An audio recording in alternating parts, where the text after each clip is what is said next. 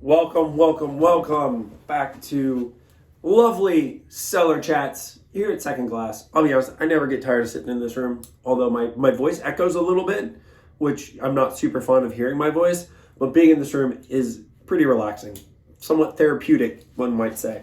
That could be the wine, could be the space, maybe both. Today is, well, depending on what day you're watching this, but it is a very special holiday week for those who enjoy fun holidays. That's right, it is 420. And, you know, we can't really partake in 420 via the social media, but we can drink some great wines that have a little fun, natural green tinge to them, if you will. So this week, we are doing, obviously, natural wines. Why not? Doing things farmed organically, things that have really amazing labels, stories, that embody all the things you might want to celebrate on this very, very illustrious holiday. So, starting out with a little, going to Spain. Have a little fun in Rueda, or Rueda, for those of us who know how to read properly. Apparently I'm dyslexic today. Green and Social. Super excited to try that. I've never had this, but I do love Spanish whites. And then we're going to roll into Lioco, their Rosé of Carignan 2021. Now, this is really the wine that kickstarted the whole flight. Historically, this wine has always been referred to as part of the Indica series. They make 3 of them. I don't think they no longer label it that way, but I do think it still qualifies as that series. And anybody who knows what Indica is will know the reference. And then into this super fun, amazing, cool wine, Mr. Natural from Birichino, really old vine Mourvèdre. Great story to this label. The wine is delicious. Amazing vineyard site. So let's get into it. I'm really considering renaming it, instead of this being Cellar Chats about the weekly wine flights at Second Class, we're going to do it like Cellar Chats. What is Chris suffering from this week? Because I feel like it's always allergies or some kind of concoction of me like not being able to breathe or do something because of whatever's going on in this world. This week it's a combination of pollen allergies, never ends, and a cold that I'm getting over. So I predict by the end of the week I will not have a voice. So enjoy it while it lasts. I've got a little deep gravelly thing going on. If I was a singer, this might be a good look. I'm not a singer. You don't want me to sing. I mean, maybe you do, but it's not going to be enjoyable. Someone's going to get hurt. I assure you. Excuse me. All right. Let's get into this little gem. So, this is Green and Social. So this is a relatively new project from a pretty big producer called Bodega Cuatro Reyes, based in Rueda. And they have been producing wines from this region and from the grape variety Verdejo since like the 1930s. They're one of the largest producers. They make a lot of wine. It's pretty much available everywhere. But a handful of years ago, they decided to start, investing in sustainability and start looking at, environmental issues and trying to do as much of their part as they could, which for me, I'm never going to complain about that. That's always a good thing. I don't care if you're the biggest producer or the smallest producer. If you're doing something to better your practices and what you're doing, then I'm all aboard. So they started this little cooperative, Green and Social, based on lighter weight glass bottles so that reduce their emissions, because the lower the weight, the less fuel it requires. It also requires less glass. Going with plastic-free capsules, 100% recyclable, sugarcane produced corks. So they have these really great, and these are this is Noma cork, just for those of you who maybe want to see it. And it's a very distinct cork. I'll be honest, it's not my favorite cork, but that's neither here nor there. I love what the cork stands for, so I'm all about it. Yes, I have my hipster water. You're welcome. But essentially, looking to, make a greener stance on their wine. Because again, today is all about being green and not the St. Patrick's Day kind of green. So let's get into this. I don't drink a lot of Verdejo. I do like Verdejo. So this will be fun. This comes from 30-year-old vines, farmed entirely organically. These are, Verdejo is, it's one of the reasons that you drink Spanish wine. Let's put it that way. It's so unique. It's got its own characteristic. Yeah, I could link it to other varieties that but I think that just cheapens it. The reality is Verdejo tastes like Verdejo. It's delicious. It's got a lot of orchard fruit characteristics. It's got some like saltiness. It's got a little citrus. Great with seafood, simple dishes. Think about what you would do with pretty much any clean, fresh white wine with a little bit of texture, and Verdejo fits the bill. Little like white peach on the nose. Wow, that's really pretty.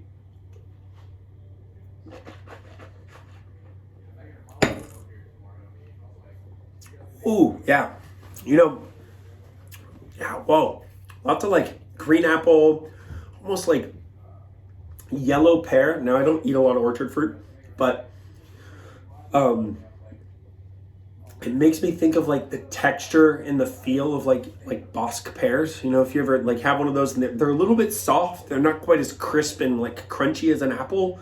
They've got a little bit of like give to them, which adds a textural element, and I'm getting total Bosque pear characteristics on this wine. The other thing that I will say about this is maybe you spent the whole day celebrating this wondrous holiday. These are all super refreshing and cleansing because you're going to need something to drink and you're going to need something to eat. So keep that in mind while you're watching this. That is really good. I'll be honest, I don't know that much about this estate, and I'd never heard of them prior to us picking this wine for this week. But having a history in Spain producing wines dating back to 1935 is pretty impressive. I mean, that's impressive anywhere, but Spain has gone through a lot of issues since then. Europe in general has gone through a lot of issues. So anytime I see a winery that's still in business dating back that far, I always, my eyes kind of light up, my ears perk up, if you will. Yeah, that is really good. I'm a big fan. And if nothing else, I love what they're trying to do. So again, that is Green and Social Rueda for the vote. Again, I'm reading it correctly. And that is 100% Verdejo. All right, moving on to, again, the wine that really kickstarted this flight this week, which is Lioco. Such a great label. I'll be honest, when they switched to this label, I was so happy. The old label was fine, it's simple, but this really stands out. So you might be familiar, they make a white and they make a red under this label, which historically has been labeled as Indica. It doesn't have it on the bottle, like I mentioned, but I'm assuming they're still referring to it as that. I don't know. This is 100% Carignan, Rosé. Again, another one that I've not had in a while. Lioco was founded in, I think, 2005. It's founded by Matt Licklider and his friend Kevin O'Connor, who were working, they were visiting Spago, and they sort of started this idea. The winery is now run by Matt and his wife, Sarah. Matt and Sarah run the winery now. I believe Kevin has moved on. I don't think he has anything to do with the winery anymore. Let me just say, that is a beautiful color. A little more depth of color than previous vintages, I'll be honest. That is not offensive to me. I love this color rosé. This usually means it's going to be super tasty in my books. As much as everybody wants to love like the salmon pink rosés, I like a little more depth in my rosés personally. Ooh, yeah. All right. So 100% Carignan from Mendocino. I mean, Mendocino, I think is, so if you're not familiar, Mendocino County, north of Napa and Sonoma. So a little bit further up, you're basically borderline redwood forests, near encompassing like Anderson Valley. Much cooler climate, really, amazing grape growing.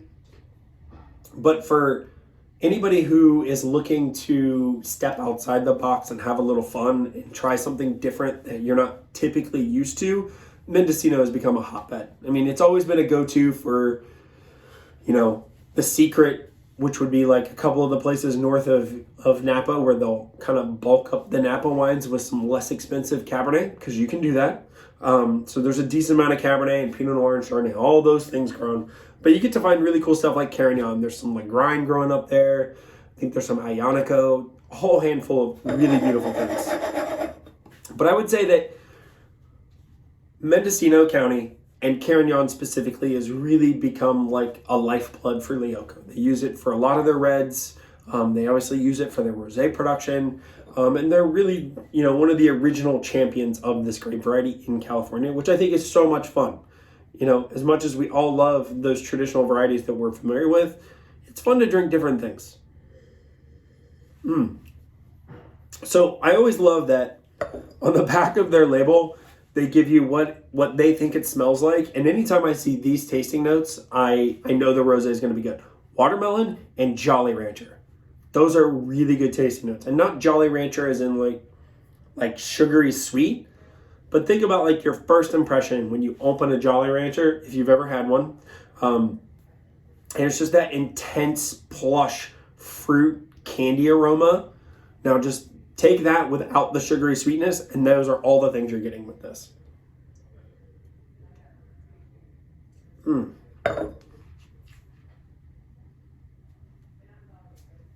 I'm sorry. I'm just sitting here staring. This is so beautiful in the bottle. Oh my goodness.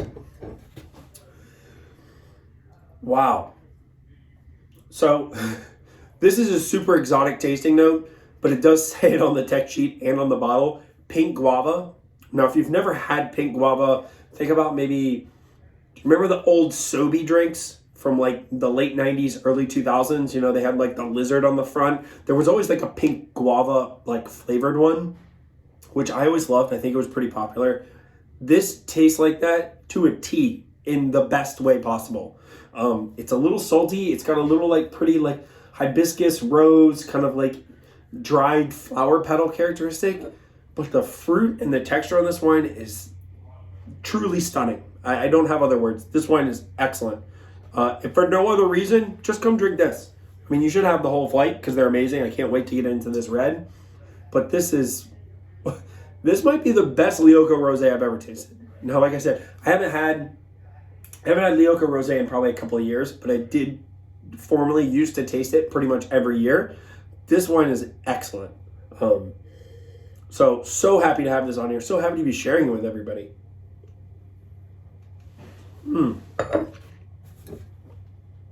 Wow, that is killer. That is so very good. Again, beautiful label art. Lioco, Rosé of Carignan, Mendocino County. Moving into the big boy, and with the most interesting story. Well, I mean, I guess the most interesting story. They all have great stories. Birichino, their Mr. Natural bottling. Now this is, you'll see on the label, it's number 3. This is the 3rd bottling of this wine. So they did one, I think about this, 2 years ago, which was the first Mr. Natural, which was 100% Mourvèdre from the Enns Vineyard in Lime Kiln Valley. Don't know where that is. Me neither. I think it's out near the Sacramento area. The smart thing would be to look that up, but where's the fun in that? I like having a little more fun with everybody. But this is a very famous vineyard. Some of the oldest, if not the oldest, Mourvèdre planted in California. I believe it was planted, I think I have it right here, but trying to remember. Anyways, extremely old, own-rooted, beautiful vines, planted in 1922. There you go. I knew I could find it somewhere. It's on the back of the bottle. Yes, this comes with a wax seal for anybody who has those. Again, straight through the wax, pretend like it's not there. So, that is a beautiful color. Now, Mourvèdre is a grape variety that has yet to really take off, but I think it's going to. It's going to happen. Excuse me. It can be made in a whole host of different ways. It does really well with drought situations. It does really great in heat. So as climate change comes along, Mourvèdre becomes more and more popular. Most famously, it's known as Monastrell in Spain. And then in France, it's used primarily in Provence, and then as a blending variety in Côte d'Aron and Châteauneuf-du-Pape and places of that nature. There's a decent amount of it planted throughout California. And kind of like Carignan, it has become a little darling of like the up-and-coming wine producers because there's a decent amount of it. There's a lot of great old vine sites. Old vine has become one of those buzzwords. Basically, I'm talking like 30-plus-year-old vines. Anything younger than that is not really old vine. And why is that important? You get really beautiful concentrated fruit and produce really amazing wines with tons of complexity. It also means that the vines are pretty well established, so they probably can handle quite a bit. So the older the vines, the more established they are in the area. In places like this, I do believe this is all dry farmed. So no irrigation, just an incredible site. It's one of the most, I ask anybody who's listening who's interested, just Google the Inns Vineyard. It might be one of the most picturesque vineyards I've ever seen. I have a picture of it up, but I'd show it on here and it wouldn't look very good. But it's this gorgeous bush train, like low to the ground vines with like basically what looks like redwood forest and mountains in the background. If I could wake up every day and see that, I think life would be pretty good. And my life's pretty good as it is. This wine is really intense on the nose. Mourvèdre can make, as anybody who's drank Monastrell from Spain, not to single them out, but they tend to be very big and rich and luscious, lots of fruit. This wine is, I would not call this a heavy-handed Mourvèdre, which I would not have expected for these guys to make. Birichino is known for making really elegant, nuanced wines across the board. But again, the Inns Vineyard, old vines, they tend to give you these really beautiful, aromatic, concentrated without being heavy wines, which is kind of the beauty and the magic of old vines. On the nose, it's a little like licorice pastel, like really pretty violets, red fruits. I mean, this wine just keeps going and going and going. Unfined, unfiltered. It is the telltale of great natural wines. It's completely made without, has no added sulfur, which is not something you see every day.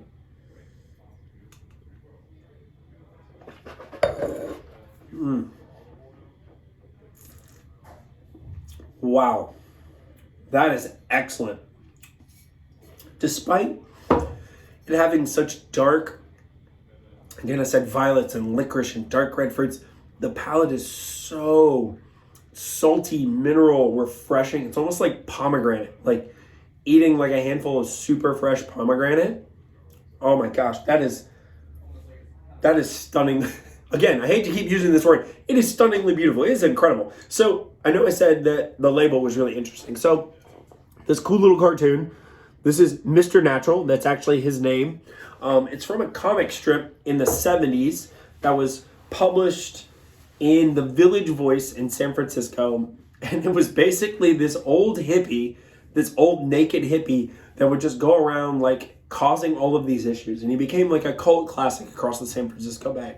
So John and Alex, who grew up in the area, were familiar with this comic strip, and they just thought it would be so cool to make a wine dedicated and with the idea like around Mr. Natural. Like he would just basically go around talking about how, things are full of chemicals and all of these things. It's super cool. You should look it up. But amazing artwork. So they actually contacted the original artist, and he was like this kind of aloof guy. He was very intriguing, he kind of was Mr. Natural in a way.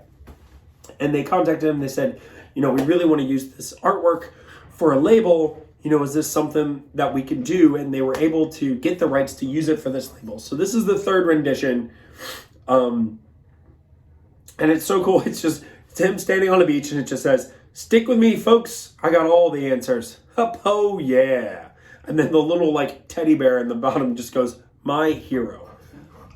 I don't care where you come from. That's an amazing label. And regardless of the label, the wine is pure dynamite. I think I'm just gonna sit here and enjoy this the rest of the time. So we're gonna end it there before I wax poetic too much about how delicious that is. So quick roundup. This week, the focus is green because it's a green holiday, the other green holiday. So not St. Patrick's Day, it's the big 420, and people will be celebrating all weekend long. So if you're watching this on Friday or Saturday, it doesn't matter. Green and social, Rueda, Verdejo, really lovely, great little fresh whites. Lioco, Rosé of Carignan from Mendocino County. That is just strawberry, Jolly Rancher, and pink guava all day. Rounded out, Mr. Natural himself, Birichino, Old Vine Mourvèdre. Man, that's good. Till next week, when we have some more fun, be safe, have a good time, enjoy food, enjoy your friends. Bye.